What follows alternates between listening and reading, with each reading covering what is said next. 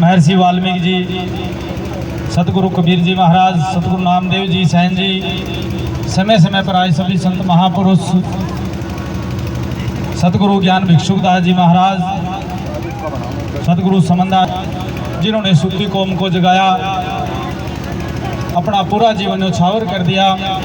संत गुरु पालदास जी महाराज, हमारे पूजनीय गुरुदेव जी, जिन्होंने हमें भी इस काबिल बनाया कि हम भी उनके बताए रास्ते पर चलकर संगत को सतगुरु दास महाराज जी के उपदेश से जोड़ सके। सासंग जी एक से एक वक्ता है जिन्होंने अपने विचारों के अनुसार आप सभी को यह दर्शाने का प्रयास किया कि भी हमने अपने गुरु की शरण में जुड़कर, परमात्मा संतों महापुरुषों की शरण में जुड़कर हमें अपने जीवन को सफल बनाना चाहिए। गुरु प्यारी साध संगत जी, आपको मैं एक दो बात बताना चाहूँगा। मुख्य बातें हैं जो हमारे संतों महापुरुषों ने बताई है। सतगुरु रविदास महाराज जी अपनी पावन वाणी में दर्शाते हैं। बैठ जाए अभी, सब बैठ जाए अभी, 10 मिनट बैठ जाए अभी, सब बैठ जाए अभी। सतगुरु रविदास महाराज जी कहते हैं, सत विद्या को पढ़े प्राप्त करे सदा ज्ञान, रविदास बिन विद्या के नर को जान अजान। सतगुरु रविदास महाराज जी कहते हैं कि बिना शिक्षा के आप अनजान यानी पशु के समान हो। ज्ञान ही आपका उद्धार कर सकता है, शिक्षा ही आपका उद्धार कर सकती है। सत्संग जी, आप देख सकते हैं महर्षि वाल्मीकि जी, जिनके हाथ में कलम है, वो कलम शिक्षा का प्रतीक है। वो भी हमें कुछ ना कुछ बता रही है। साफ समझना हमें है कि वो भी कह रही है कि जो कलम है, कलम की ताकत को आप समझें कि आपको शिक्षित होना पड़ेगा। जब तक आप शिक्षित नहीं होंगे तब तक आपका उद्धार नहीं होने का। साथ समझिए, शिक्षा के भी अनेक अनेक भाव हैं। स्कूल के अंदर, कॉलेज, यूनिवर्सिटी के अंदर पढ़ लेना, इसे भी शिक्षा कहा गया है। लेकिन ऐसे शिक्षित व्यक्तियों का क्या करेंगे जो वो शिक्षा लेकर के अपने महापुरुषों को याद नहीं करते, अपने महापुरुषों के चरण नहीं पूजते, वह जाकर के फिर भी पाखंडवाद में जाते हैं। पाखंडवाद में जाकर के वो अपना पूरा जीवन बर्बाद कर देते हैं। तो उस शिक्षा का क्या करना? शिक्षा के भी दो भाव हैं, एक है शिक्षा विद्या, एक है सद विद्या। विद्या का मतलब पढ़ा लिखा आदमी कोई भी हो सकता है, कोई भी हो सकता है, बोल सकता है कि मैं पढ़ा लिखा हूँ, मेरे पास ये डिग्री है। लेकिन साध संगत जी, एक पढ़ा लिखा होना और एक विद्वान होना, दोनों में फर्क है। पढ़ा लिखा कोई भी हो सकता है, लेकिन विद्वान कोई होता है जो स्कूल में कभी नहीं गया, जिसने बेचारे ने कभी पढ़ाई नहीं करी। कोई 5 क्लास, कोई 10 क्लास, कोई 8 क्लास पढ़ा। हमारे बीच में बुजुर्ग माताएं बैठी हैं जिन्होंने स्कूल का मुंह भी नहीं देखा, लेकिन वो इतनी विद्वान है, जब उनसे पूछा जावे कि आप किन की पूजा, किन की आराधना करते हो, तो वो किसी का नाम नहीं, वो अपने महापुरुषों का नाम लेती है। वो सतगुरु रविदास, महर्षि वाल्मीकि जी, कबीर जी महाराज, अनेक अपने संत महापुरुषों का नाम लेती हैं। उनसे जब बात की जाए कि आपकी पहचान कहाँ कायम होती है, तो अपने महापुरुषों का नाम लेती है। तो इसलिए पढ़े लिखे में और विद्वान में ये अंतर होता है। साथ संगत जी, आपसे मैं निवेदन करता हूँ कि आप अपने महापुरुषों के बताए रास्ते पर चले। सतगुरु रविदास महाराज जी कहते हैं, सत्संगत मिल रही है माधो, जैसे मधुप मखीरा, तुम मखतोल सुपेद सपीहल, हम बपुरे जस कीरा। के साथ संगत जी, सतगुरु रविदास महाराज जी कहते हैं कि हे भाई, आप एक होकर के रहो। एक होने का मतलब ये एक जाति की बात नहीं है। साथ संगत जी, पूरे मानव समाज को सतगुरु रविदास महाराज ने कहा है कि भाई आप इंसान हो, और जातियां तो जानवरों में होती है, इंसानों में कोई परमात्मा ने जातियां नहीं बनाई हैं। क्योंकि सबके आप देख सकते हैं, हाथ पांव नाक मुख सब परमात्मा ने एक जैसे दिए, सबके अंदर रक्त है, किसी में दूध नहीं है। सतगुरु रविदास महाराज जी कहते हैं, सब में लहू नहीं कोई दूध, भई जीव अहंकारी बुध, जात को जाति वर्णना कोई, आद जुगादी एक सत सोई। कि परमात्मा ने तो इंसान बनाया था, लेकिन इस इंसान ने अनेक बखेड़े खड़े कर लिए, अपने अपने मत से जातियां बना दी, अनेक अनेक मत से ऐसे बखेड़े कर दिए कि आज इंसान का दुश्मन बने बैठा है। तो साथ संगत जी, हमने करना क्या है? हमने अपने सतगुरु की बात को मानना है। सर्वप्रथम जो सतगुरु रविदास महाराज जी के उपदेश पर चलने वाले लोग हैं, महर्षि वाल्मीकि जी के उपदेश पर चलने वाले लोग हैं, सतगुरु कबीर महाराज के उपदेश पर चलने वाले लोग हैं, बाबा साहब B.R. अम्बेडकर जी के उपदेश पर चलने वाले लोग हैं, चाहे वो किसी भी जाति के हो, मेरा निवेदन है कि आप एक होकर रहें और एक होकर के मानवता का, प्रेम का संदेश देते हुए भलाई के काम करें, अच्छे काम करें, अच्छा खावें, अच्छा पहरें, टोर तरह और टोर तरह अगर कोई धरते ईर्षा करे तो उसकी आंखों में आंख मिलाकर जवाब देने भी सीखो, क्योंकि हम गुलाम नहीं है। जो हमारे महापुरुषों ने हमें आजादी दे दी है और उस आजादी को लेकर के अगर हमारे ऊपर कोई अत्याचार करे, हमारे ऊपर कोई अत्याचार करते हुए जातीय आधार पर या अमीरी गरीबी के आधार पर इस देशवासियों पर कोई अत्याचार करे तो साध संगत जी उसका जवाब आप अपने महापुरुषों के बताए रास्ते के तरीके से जरूर दें, क्योंकि आपको यहाँ तक लाने में अपने महापुरुषों ने अपना पूरा जीवन दे दिया। साध संगत जी, इस देश के अंदर बहुत सारी बातें हैं। ये देश 750 साल गुलाम रहा है, इस्लाम धर्म का गुलाम रहा 750 साल। हमारी धी बेटी, अपनी बेटियां भी सुरक्षित नहीं थी। साध संगत जी, उस गुलामी के अंदर भी हमारी गुलामी थी, क्योंकि हम कहने में तो सब हिंदू हैं, लेकिन हिंदुओं के अंदर जो दीवार खड़ी हुई है वर्णवाद की, उस आधार पर हम उस टाइम भी गुलाम थे और हमारे महापुरुषों के आने से पहले भी हम गुलाम थे। बाबा साहब अम्बेडकर ने कलम की ताकत को समझा, जो मैंने शुरू में बताई थी कि सतगुरु रविदास, सतगुरु कबीर महाराज, महर्षि वाल्मीकि जी ने जो बताई है शिक्षा की ताकत क्या है, उस शिक्षा की ताकत को मानते हुए बाबा साहब अम्बेडकर ने आपको संविधान दिया और उस संविधान के अंदर आपको अधिकार दिए और उन अधिकारों की बदौलत आज आप यहाँ तक पहुंचे हो। अगर आज अपने महापुरुषों के बताए रास्ते पर नहीं चलोगे तो देश का भला नहीं कर सकते। तो इसलिए मेरा निवेदन है कि जात पात को नहीं मानते हुए सच के रास्ते पर चलते हुए परमात्मा की बंदगी करनी है। और आज इस नगरी के अंदर संत महापुरुष और आप संगत पहुंचे हैं, इस नगरी के बड़े भाग हैं, बेगमपुर के बड़े भाग हैं। वैसे तो कोई कुछ कहता रहे क्योंकि सबकी मत अपनी अपनी है, कहना बड़े भाग घर में हो संता का सत्संग। जिन घरों में, जिस नगरी में संतों का सत्संग होता है वो नगरी बड़े भागा वाली होती है। संत गरीबदास महाराज जी कहते हैं, गरीब जिस नगरी साधु नहीं और नदी ना गुलजार। गरीबदास महाराज कहते हैं जिस नगरी में साधु नहीं रहता हो और नदी यानी पानी की व्यवस्था ना हो, तज दहन सा वो देशना, वहां तो यम की मोटी मार, कि वहां पे बहुत मोटी मार पड़ने वाली है यमों की। किन लोगों पे? उन लोगों पे जो साधु का विरोध करते हैं, जो साधु से ईर्षा करते हैं, जो साधु से बैर करते हैं। साध संगत जी, परमात्मा भी कहते हैं कि मैं साधुओं के बीच में रहता हूं, मेरा साधु दुखी तो मैं दुखी, मेरा आपा भी दुखी आवे। परमात्मा कहते हैं मैं कभी दुखी नहीं होता, मैं उस टाइम दुखी होता हूं जब कोई मेरे साधु को दुखी करता है, तो उस टाइम मैं दुखी होता हूं। और जो मेरे साधु को दुखी करता है, कहते हैं कि मैं उसका सर्वस्व क्या कर देता हूं। परमात्मा जी कहते हैं सर्वस्व खो देता हूं। तो इसीलिए साध संगत जी, साधु से कभी बैर ईर्षा नहीं करनी चाहिए। और नगरी के अंदर ऐसे संत महापुरुषों के दरबार लगते हैं, वो नगरी बड़ी भागा वाली होती है। तो मैं ज़्यादा समय नहीं लूँगा क्योंकि वक्ताओं ने अपने अपने विचार रखे हैं, लेकिन मेरा आपसे निवेदन रहेगा कि आप अपने गुरु के प्रति समर्पित रहें। कोई कुछ भी कहता रहे, वाणी सुनी थी ना, कोई कुछ भी कहो री मन लग गया।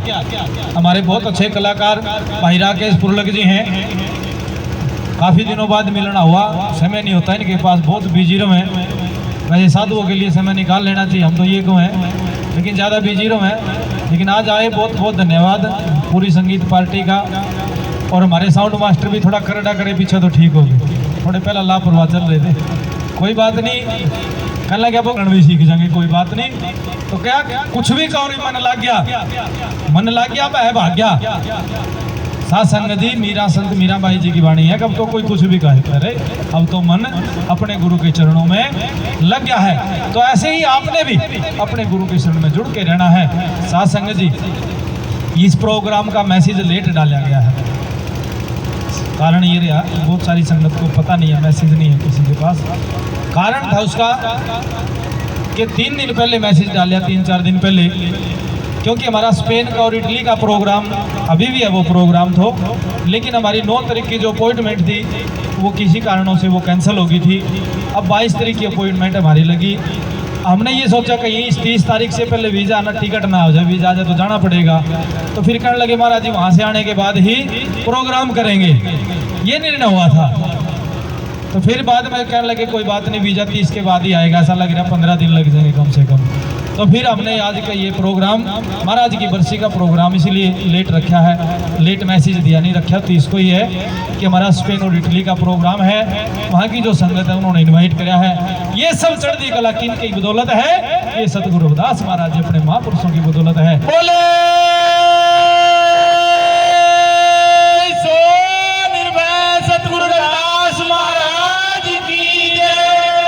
कहते हैं ना भाई, गूंगियों को जुबान देता है, अंधों को आंखें देता है। साथ संग जी कौन जानता था इस दास को, लेकिन आज इनकी कृपा देखो देशों विदेशों में नाम है। किन की बदौलत है? वो हमारे महापुरुषों की बदौलत है कि आज देशों विदेशों के अंदर इस बेगमपुर नगरी का और साथ में कोंड का भी नाम गुजरा है। क्यों?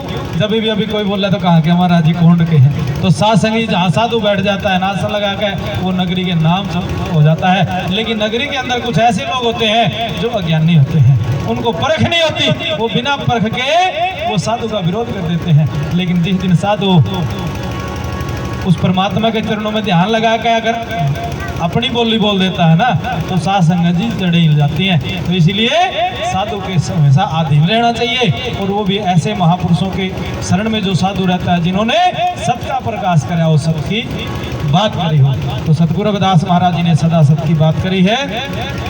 आओ साथ संगत जी जुड़ते हुए सतगुरु रविदास महाराज जी की वो पावन वाणी श्रवण करते हैं, जो वाणी सतगुरु रविदास महाराज जी ने कांसी बनारस के अंदर गंगा के घाट पर जब राजा नागरमल के दरबार में पंडितों ने शिकायत कर दी थी, ब्राह्मणों ने, कि भी एक शूद्र चमार परमात्मा की भक्ति करता है और वो परमात्मा का नाम उपदेश करता है। राजा अगर हमारे हिंदू धर्म में एक चमार शूद्र ज्ञान देने लगा तो साहब राजा हमारा क्या हाल होगा? तो राजा नागरमल के दरबार में जब अर्जी लगाई तो सतगुरु रविदास महाराज जी को बुलाया।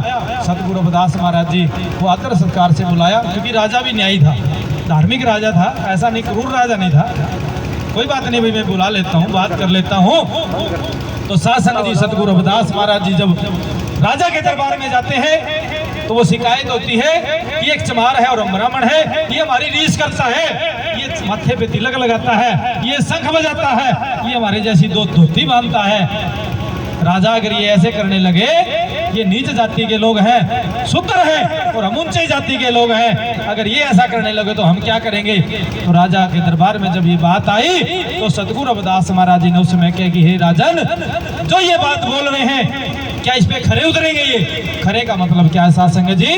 कि वहां पे ज्ञान से साबित करना था राजा के दरबार में कि सच्चा कौन है। तो साथ संगत जी उस समय राजा के दरबार में जब बात हुई तो उस समय में सतगुरु रविदास महाराज जी ने कहा कि हमें सबने परमात्मा की शरण में रहना चाहिए, और परमात्मा ने सबको बनाया है। परमात्मा की नजरों में कोई छोटा कोई बड़ा नहीं है, परमात्मा की नजरों में सब इंसान है, मानव मानव एक समान है। सतगुरु रविदास महाराज जी कहते हैं कि हे राजन, कि ब्राह्मण कौन है? जो ब्रह्म का ज्ञानी है, जो ब्रह्म का ज्ञाता है वो ब्राह्मण है। सूरमा क्षत्रिय कौन है? जो दीन दुखी के हित लड़ना जानता है। और जो क्षत्रिय होकर दीन दुखियों को तरसाने लग जाए, पीटने लग जाए, तो फिर वो क्या का क्षत्रिय भाई? क्षत्रिय कौन है? गुरु रविदास महाराज जी कहते हैं, रविदास सूरा सो पहचानिए, जो लड़े दीन के हित, पुरजा पुरजा कट गिरता ना छाड़े खेत। तो व्यापारी कौन है? वेश कौन है? वेश को महाराज ने क्या? जो सच्ची हट्टी बैठ के सच्चा सौदा दे।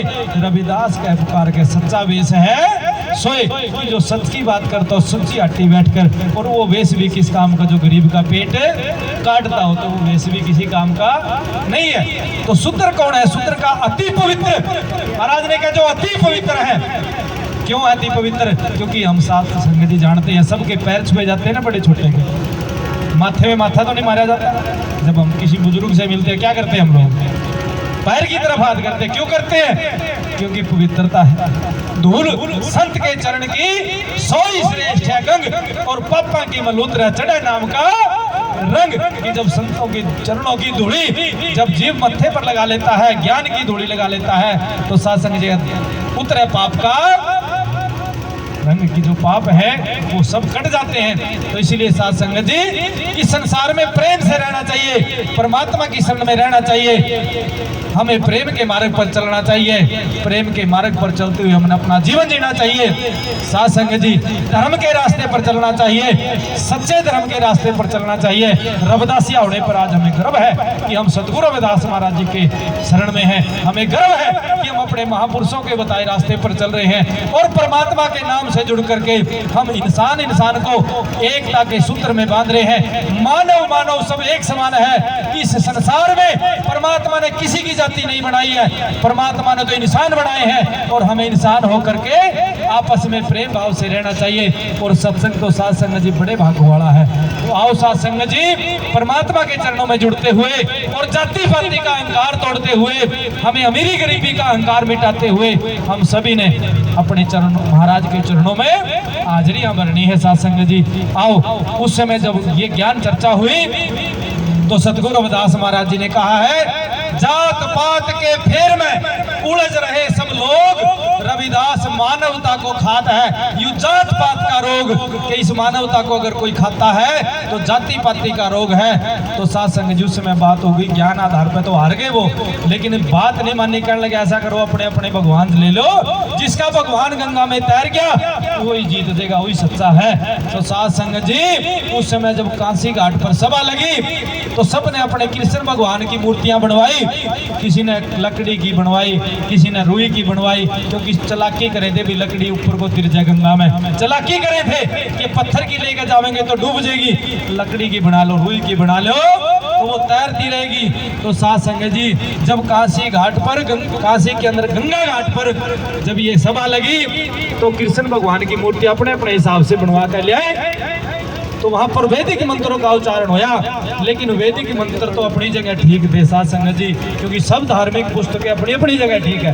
कोई धर्म ग्रंथ नहीं कहता इंसान को कि कोई गलती करो, सब धर्म ग्रंथ ये कहते हैं कि भाई अच्छे काम करो, भलाई के काम करो। लेकिन साथ संगत जी हमें ये भी बात समझनी होगी कि हमारे दिल में सच्चाई होनी चाहिए। सतगुरु रविदास महाराज जी कहते हैं कि परमात्मा को कैसे पाना है। सतगुरु रविदास महाराज जी कहते हैं कि परमात्मा के चरणों में जुड़ करके हमें सच्ची प्रीत करनी पड़ेगी। सतगुरु रविदास महाराज जी कहते हैं कि भाई सच्ची प्रीत बिना राम नहीं पाया, कि जिसके हृदय में सच्ची प्रीत होगी परमात्मा की भक्ति करने की, भले ही वो गरीबी में भी है फिर भी वो परमात्मा की शरण नहीं छोड़ेगा, वही राम को परमात्मा को पा सकता है। नहीं तो संसार में कोई दौलत के दम पर परमात्मा को नहीं हासिल कर सकता। कोई किसी भी जाति धर्म का आदमी दौलत के दम पर कह सोचे कि मैं परमात्मा को हासिल कर लूं, साथ संगत जी नहीं कर सकता। परमात्मा किस बंधन में जुड़ता है? साची प्रीत हम तुमसे जोड़ी, तुमसे जोड़ अवर से तोड़ी, और जहाँ जहाँ जाओ तहाँ तेरी सेवा, तुम सा ठाकर अवर ना देवा। साथ संगत जी इस धरा पर बहुत सारे संत हुए हैं। आप सभी जानते हैं कि संसार के अंदर एक जाट समाज में एक महान संत हुए हैं जिनका नाम है संत गुरु धन्ना जाट जी, जिन्होंने बोई तो ज्वार थी लेकिन जामे तुम्बे थे। वो किन की बदौलत थी? वो परमात्मा की बदौलत थी। धन्ना भगत भी भगत होया था, ध्यान हरीता लाया था, और बोवन चलिया बीज खेत में बड़द एक भी थे ना कि सारे जमींदार ने अटके थे बड़द देने थे। जो हमारे देश के अंदर जो प्रगट हुए धन्ना जाट जी, बड़ा देन थे नाटक, गरीबी ही ज्यादा, बड़ा एक भी था ना, सूरा पे तना भूमि पढ़ाई और कंकर बीज बोवाया था, ऐसी जामी बेल जोर की फूल रंगी छाया था, तना दे दी धनी जवार फंक है धड़ी धड़ी, गुरु करते बेड़ा पार हो जाए दया तेरी। ऐसे संत गुरु रविदास महाराज जी चमार समाज में हुए, ऐसे ही हर एक जाति में संत हुए, लेकिन वो जातियों के बंटवारे में नहीं है। संतान तेनू क्या भाई, मानव मानव एक समान है, जात पात का अहंकार नहीं रखना, सब एक होकर रहना। तो आओ साथ संगत जी सतगुरु रविदास महाराज जी की वो वाणी जो गंगा के घाट पर बोली गई थी, 50 किलो की पत्थरी थी, पुष्करनी पत्थर शिला, बोले का गुरु जी लोग हंसन लगे कि छोटे मोटी मूर्ति ले आंदा के बताती रही जाती, लेकिन ये तो एक 100 मन की पत्थर है, पत्थरी है, ये किस तरह तिरेगी। साथ संगत जी आज इस बात को साइंस भी मान गया कि हाँ पत्थर तैर सकते हैं। कुछ दिन पहला लोग नहीं क्या करते, हाँ पत्थर भी तैरा करा कोई, लेकिन आज साइंस भी यह बात को पत्थर तीरे, और वे उस समय भी तीरे थे। 1.25 मन की पत्थरी गंगा के अंदर तैरती नजर आई, तो उस समय ऐसी वाणी महाराज ने उचारी थी, क्योंकि राजा नागरमल ने बोल दिया था कि जो जीतेगा उसके शीश पर सोने का छत्र टिकेगा, शिरोमणि का पद मिलेगा। तो उस समय गुरु जी ने वाणी उच्चारण करी थी। तो आओ साथ संगत जी रल मिलकर हम सतगुरु की वाणी को श्रवण करते हैं और परमात्मा के चरणों में हाजिरी भरते हैं। बोले सो निर्भय सतगुरु रविदास महाराज की जय।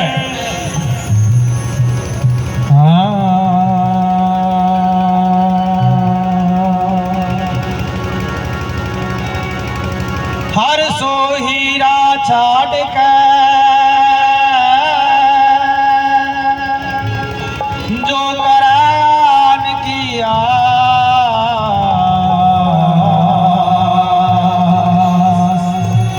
ते नर दो जख जाएंगे सतभाख रविदास। नमो नमो सतगुरु रविदास जी, मैं बंधो नित सुबह शाम, चरण कवल को दंडवत हरि कोट कोट प्रणाम। दादा गुरु ज्ञान भिक्षुक दास, सतगुरु समन दास, सतगुरु पाल दास गुरु जोई, सो हमारी रखिया करे, विघ्न न लागे कोई। जपो जी सतनाम। आवाज उठा दी, थोड़ी इसकी आवाज सही कर दो, अपने कान तो सुन के कर लिया करो, कहने की जरूरत ना पड़े। ऐसी ऐसी लाल तुझ भी न कौन करे, सभी साथ में बोलना है, साथ में। ऐसी ऐसी लाल तुझ भी न कौन करे, ऐसी ऐसी लाल तुझ भी न कौन करे, ऐसी ऐसी लाल तुझ भी न कौन करे। गरीब निवाज गोसैया मेरा माथे छत्र धरे, ऐसी ऐसी लाल तुझ भी न कौन करे, ऐसी ऐसी लाल तुझ भी न कौन करे। गरीब निवाज गोसैया मेरा माथे छत्र धरे, ऐसी ऐसी लाल तुझ भी न कौन करे।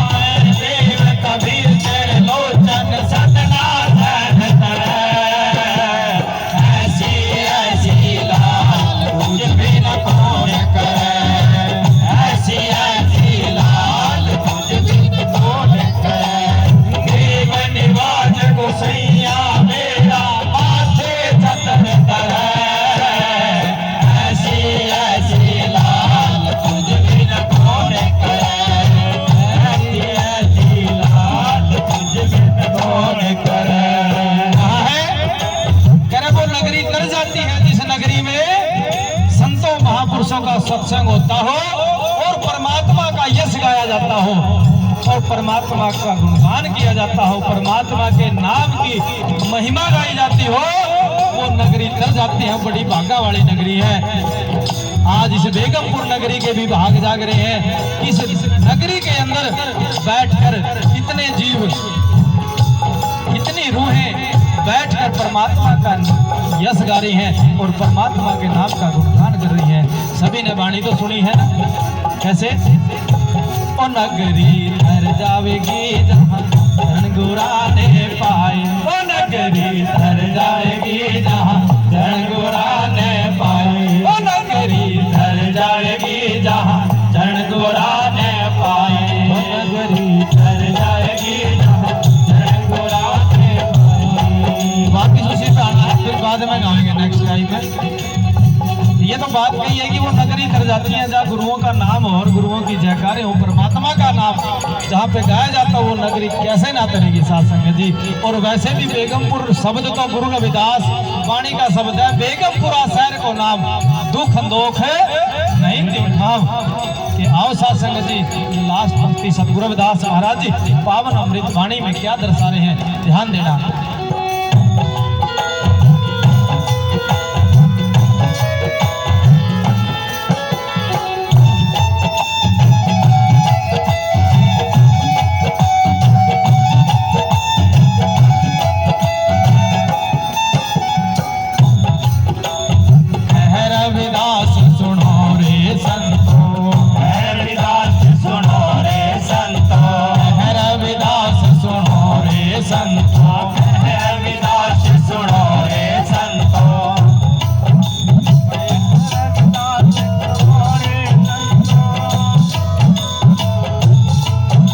राम का घोड़ा आ गया तो फिर राम जी आ गया। यो भाई सत्संग सुनो ना, कैसे बताया? कह रविदास सुनो रे संतो, रविदास सुनो रे संतो, कह रविदास सुनो रे संतो, हर जियो दसरा ऐसी ऐसी लाल कुछ भी न कौन करे, ऐसी ऐसी लाल कुछ भी न कौन करे, गरीब निवाज गोसैया मेरा माथे चतर धरे, ऐसी ऐसी लाल कुछ भी न कौन करे, ऐसी ऐसी लाल कुछ भी न कौन करे। तो साथ संगत जी, ये उस समय की बात है जब पत्थर गंगा में तैरता नजर आया। अब फिर कहने लगे ये तो नहीं कोई जादू कर रहा जी। तब मानेंगे जब ये पत्थर इस तरफ आवे, तब मानेंगे जब ये पत्थर इस तरफ आवे। अब गंगा माँ की कृपा है, गंगा माई साथ में दी की प्रकृति जो है वो सच्चे महापुरुष पूर्ण पुरुष परमात्मा के संतों के हुक्म से चलती है। तो साथ संग जी गंगा के अंदर वो पत्थरी तैरते इधर आई, तो उसमें सोने का छतर गुरु जी के शीश पे रखा गया था, स्वर्ण की पालकी थी और जो हारने वाले थे उनके कंधे थे, और पंचकोशी परिक्रमा काशी बनारस की परिक्रमा करवाई थी, 5 कोस की परिक्रमा बने। तो ऐसे नीच को ऊंच बना देते हैं परमात्मा, कहते राई से पर्वत कर देते हैं परमात्मा।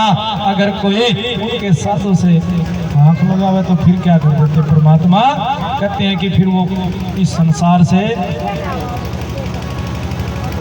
चलना कर देते हैं। कहते हैं भाई अब तू इसे यहाँ लेने के लायक नहीं है, जब तू मेरे साधु को दुखी करने लगे तो फिर आगे क्या करेगा। तो इसीलिए हमने संतों की बात रख माननी चाहिए, सच्चे संतों की, उनके नहीं जो है वो दूसरे हैं। दूसरे का मतलब घने बाणा पैरे फिर लेकिन कर्म अच्छे को नहीं है, माड़े कर्म है, बुरे कर्म है। लंगोटी के भी कच्चे घने साधु इसे हैं जो फिर कपड़े पीले पहन लिए लेकिन नीत ठिकाना को नहीं है। और फिर मारे वाली समाज या भी क्यों भावु का ना बाणा पैर रहा जी, अपना क्या मतलब है बाणा पैर रहा गुरु का, या भी पीले रंग ना देख के या भी धूप आया मतलब सिया बुलांदी कि भाई सच्चा है कि नहीं झूठा है कि नहीं है। तो इसीलिए हमने सच्चे संता की संगत करनी चाहिए, परखना चाहिए। पारखी बनो, अंध भगत नहीं बनो, पारखी बनो। कि कोई आ गया सीधा अंधे कहने लगे हो महाराज आ गया पीले कपड़े पहने भाना पहन रहा, और उसके पीछे हकीकत पावे कुछ और क्यों बतेरे जेड़ा में भी तो पड़े हैं। वे अपनी करनी में पड़े ना। माड़ा कर्म करे तो सजा मिलने लगेगी, हम करांगे माड़ा तो हमने मिलेगी। तो इसीलिए अपने स्टैंडर्ड पर रखना चाहिए कि हमारे तो रास्ता दिखाने वाला कौन है, किसने हमारा रास्ता दिखा, कैसा रास्ता दिखा रखे हमने हमारे। तो इसीलिए अपन उस बात पर अमल करवाना चाहिए। तो आओ साथ संगत जी, साथ देना पहली बार लगाऊंगा ये बाणी, वैसे ध्यान आएगी। हाँ